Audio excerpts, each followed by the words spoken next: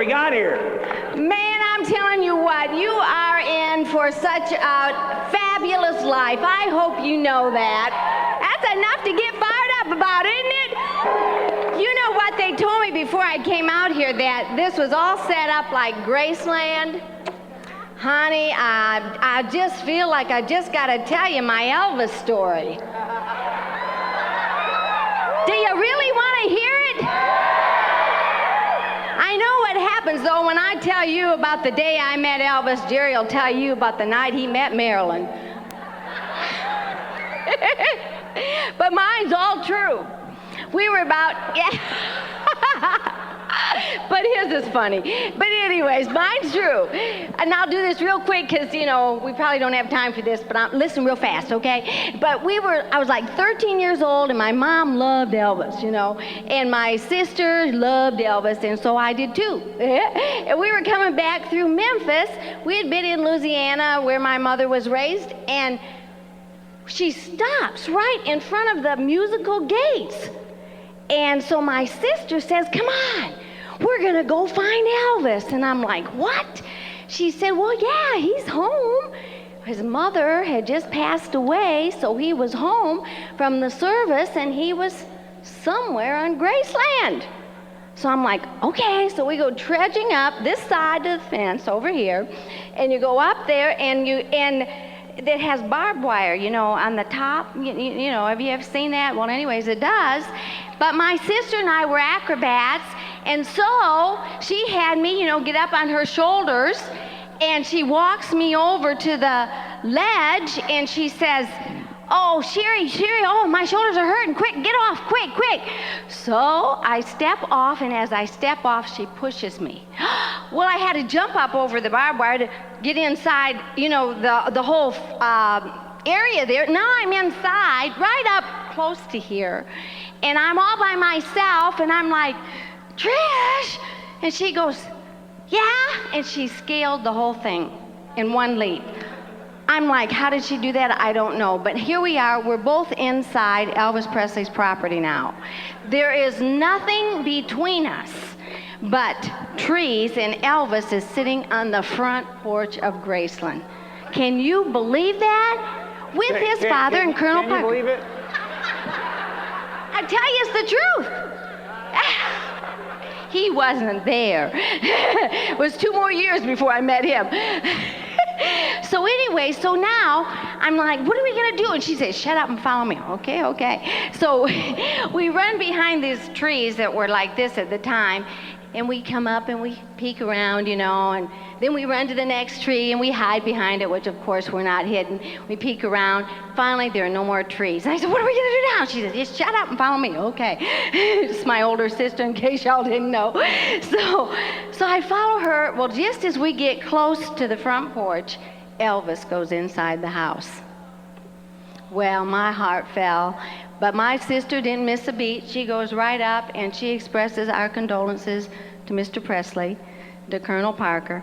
Well, then Elvis came out, and I'm like, oh. I just like, oh.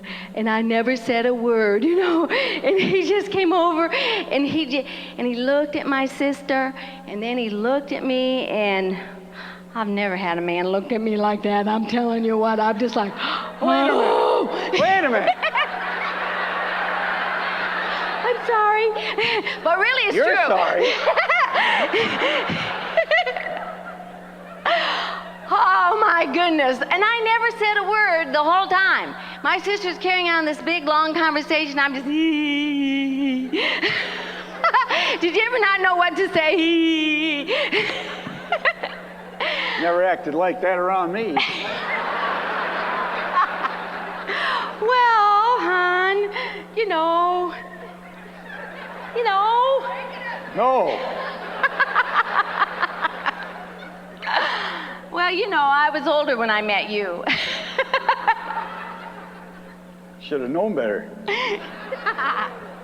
Well, anyways, he walked his part way down, and my sister says, "Well, what are we going to tell the gatekeeper?" And he said, "Well, just tell him Elvis said you could get out." And we said, "Okay." She goes fast-chasing down there. "Elvis said to let us out." My mother's on the other side. "Those are my daughters. Those are my daughters." And I'm walking along.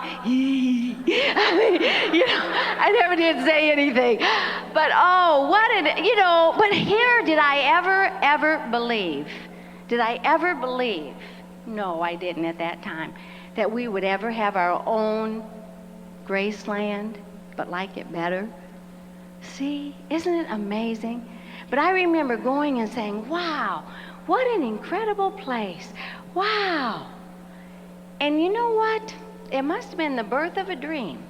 Because today we have a home that has big white pillars out front on 110 acres, horses out in the yard, white fencing, pastures out there. And we wake up and we look at that every morning and we pinch ourselves. Wow. Dreams really do come true. And I hope you came here tonight with some, but I hope you leave with even more. Because if money were no object, where would you live? What would you do? How would you really spend your life? Because that's what this weekend is all about. For you to get it inside your heart to know that you have what it takes to bring all your dreams into focus. And you can do it. And we want you to have them. God bless you. Jerry's going to begin, and I'll be back.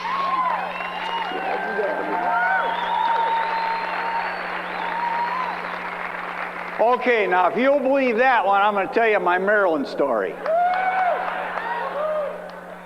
Well, it wouldn't be true. She's right. But I got tired of hearing that one without something to tell, So, we really are excited to be here with you for several reasons. Number one, we owe Dex and Bertie so much.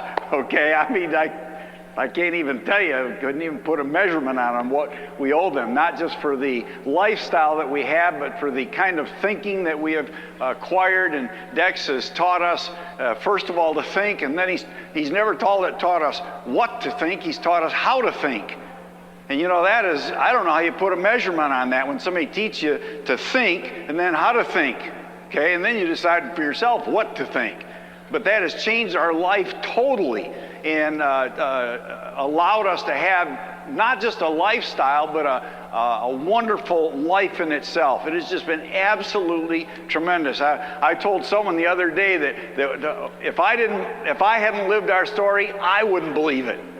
Okay, we make Cinderella look like a poverty story. Okay, it's just been wonderful what's happened in our life, and we want to make sure we get that across to you, not because we're anybody special, but just because it's something that's available to anybody that can learn the basic things that it takes to build this business. Sherry and it reminds me of a story of a guy that had built the business real hard. It's a true story, and for years, and he got to the point where he was ready to leave his job.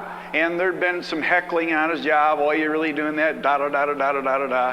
And when he's getting ready to leave, he's packing up all his things to walk out the last day. And the guy who'd been doing the most heckling at all came up and says, well, I guess now that you're leaving here, you think you're better than the rest of us.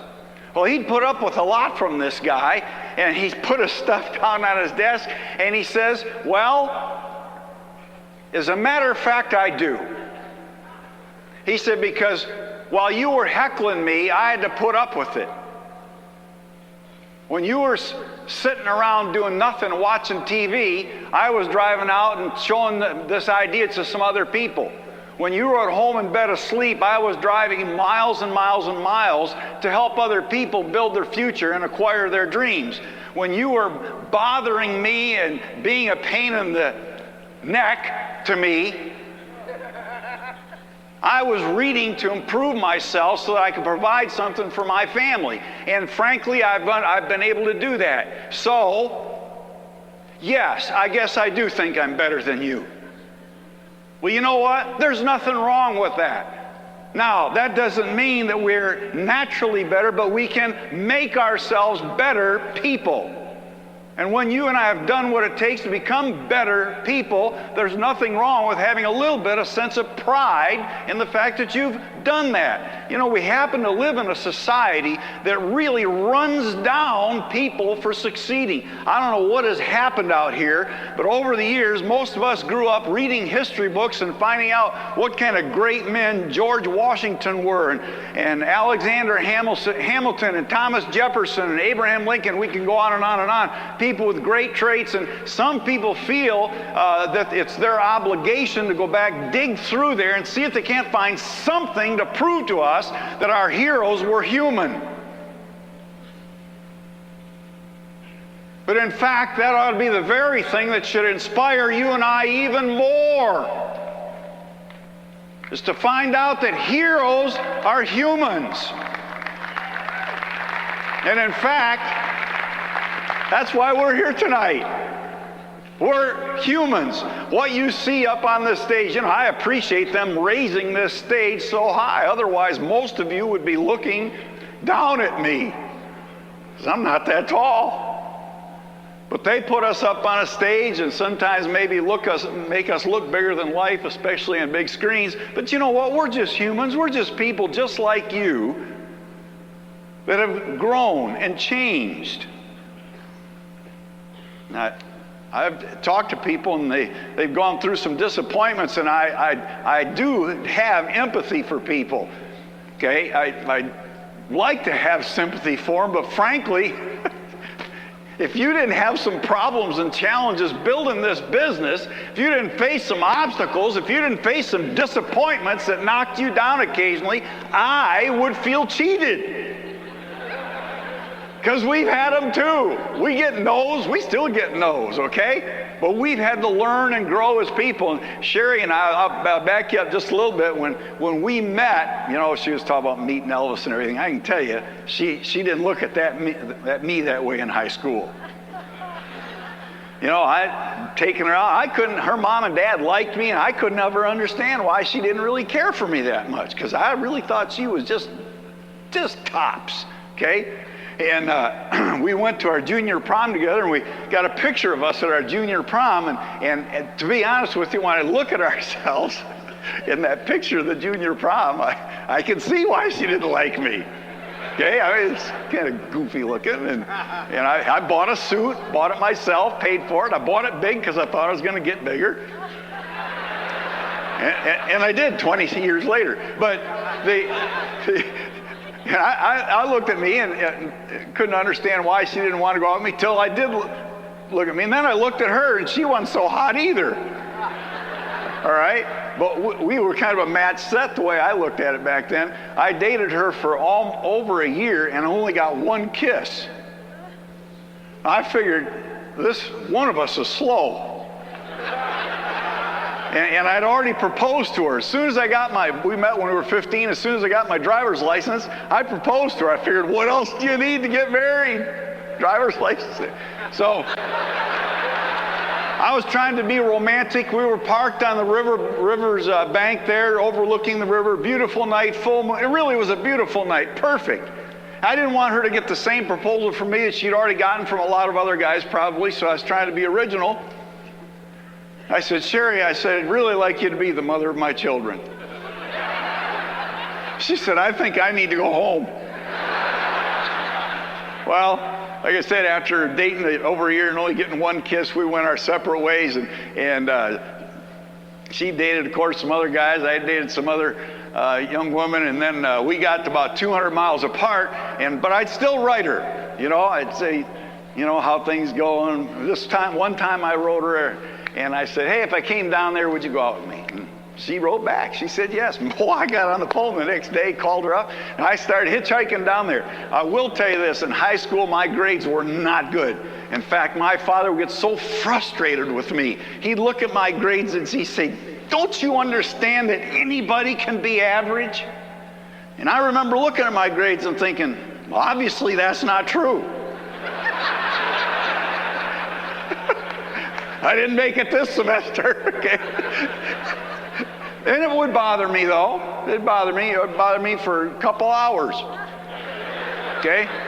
And anyhow, we went our separate ways in college, and when I started hitchhiking down there, 200 miles, I know the reason that Sherry wrote back and said, yes, she didn't think I'd be able to get there.